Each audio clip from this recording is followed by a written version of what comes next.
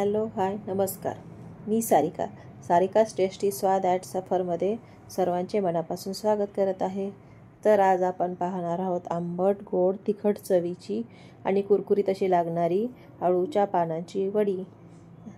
तर अळूची पानं घ्यायची आणि ती स्वच्छ धुवून घ्यायची आणि त्याच्या सुरीच्या सहाय्याने शिरा काढून घ्यायच्या. जेवढा होता येईल तेवढा शिरा काढून घ्यायचा आणि नंतर लाटण्याच्या सहाय्याने असं पान लाटून घ्यायचं. त्याच्यावर वडी व्यवस्थित बनली जाते. चला तर मग आपण त्यासाठी साहित्य पाहूया. डाळीचं पीठ, तांदळाचं पीठ, तीळ, मीठ, लाल तिखट, हळद, जिरे, गूळ आणि चिंच भिजत ठेवले आहे. अगोदर लाल तिखट चवीनुसार टाकून घ्यायचं. नंतर मीठ टाकायचं चवीप्रमाणे आणि तीळ घालायचे 1 ते 2 चमचे. नंतर घालायचं तांदळाचं पीठ 2 चमचे. नंतर जिरे आणि हळद घालायची. नंतर चिंचेचं पाणी आहे ते घालून घ्यायचं. चिंचेमुळे वडी घशाला खाज नाही येत, नाही तर वडी खाल्ल्यामुळे घशाला खाज येते. नंतर घालायचं गूळ. मग त्यामुळे आंबट गोड चवीची अशी वडी बनली जाते. आता याला फेटून घ्यायचं एकसारखं. आता याची पेस्ट करून घ्यायची.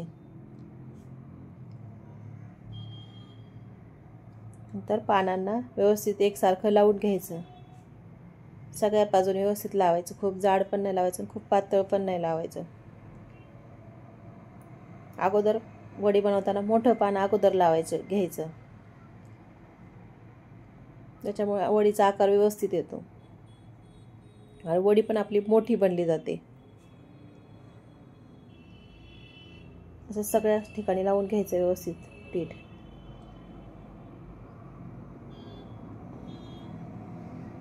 नंतर आता त्याच्यापेक्षा छोटं पान घ्यायचं आणि उलट्या दिशेने ठेवायचं. पहिलं जसं ठेवलं तसं नाही ठेवायचं, दुसरं हे करायचं.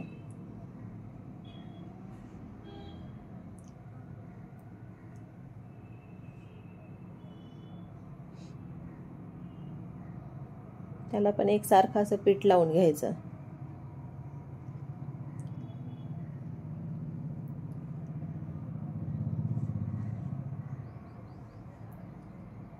जास्तीत जास्त 3 ते 4 पानांचीच वडी बनवायची. अशी जास्त खूप पानांची पण नाही बनवायची, नाहीतर ते असं जाड होतं आणि उकडायला खूप त्रास होतो. कधी कधी मग ते आतून कच्चच राहतं.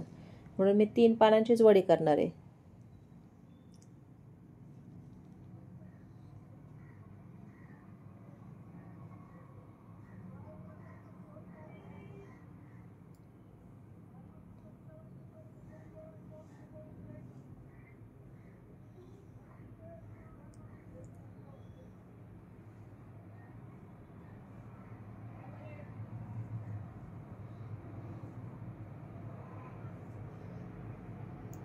तर अगोदर अशी उभ्या बाजूने फोल्ड करून घ्यायची वडी.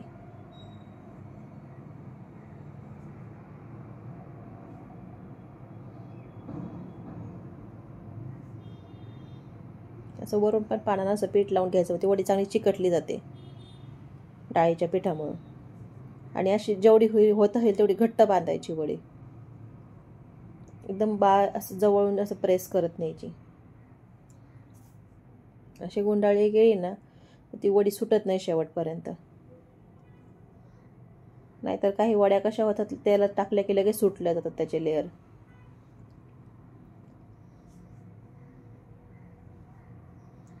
हे अशा पद्धतीने वडी बनवून घ्यायची. तर अशाच पद्धतीने आता मी बाकीच्या पानांची पण वड्या बनवून घेणार आहे. आणि असं हे कडेने पीठ लावायचं. तर आता मी गॅसवर पाणी उकळत ठेवलं आहे. तर आता आपण ह्या वड्या स्टीमरमध्ये ठेवायच्या उकडवायला.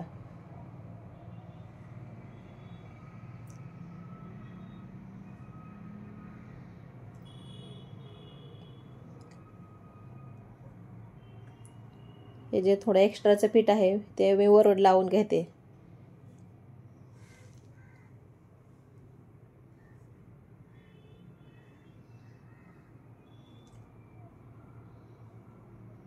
आता उकडायला 10 ते 15 मिनिटे ठेवू द्यायचे. अगोदर मोठा गॅस ठेवायचा, नंतर छोटा, नंतर असं पाहायचं उकडली का. सुरीच्या किंवा टूथपिकच्या साहाय्याने आपण पाहू शकतो आपली वडी उकडली का नाही. जर पूर्ण प्लेन निघली तर समजायचं आपली वडी उकडली. आणि मग नंतर दुसऱ्या बाजूनी पलटून घ्यायच्या. तर फायनली आपल्या वड्या रेडी आहेत. तर त्या थंड झाल्यानंतर कापून घ्यायच्या.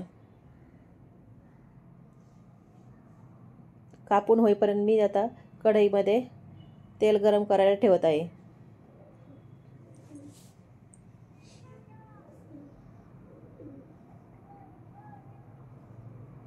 तेल कडकडीत गरम होऊ द्यायचे आणि नंतर गॅस थोडा कमी करायचा आणि नंतर वड्या तळायला टाकून द्यायच्या.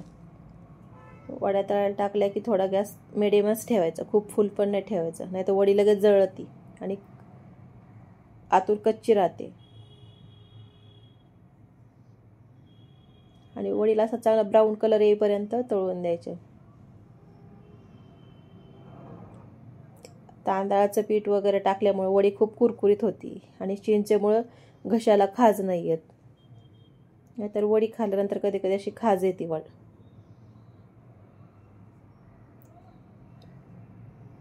आमच्या घरात लहानांपासून मोठ्यांना सर्वांनाच या अळूच्या वड्या खूप आवडतात.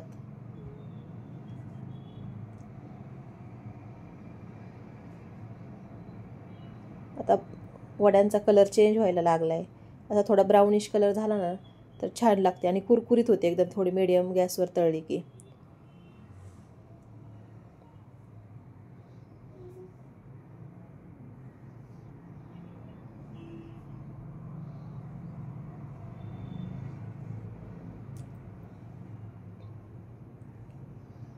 आता वड्या काढून घ्यायच्या एका भांड्यामध्ये.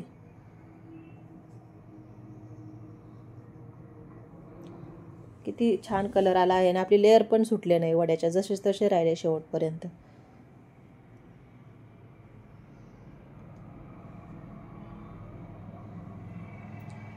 फायनली आपल्या वड्या तयार झाल्या आहेत.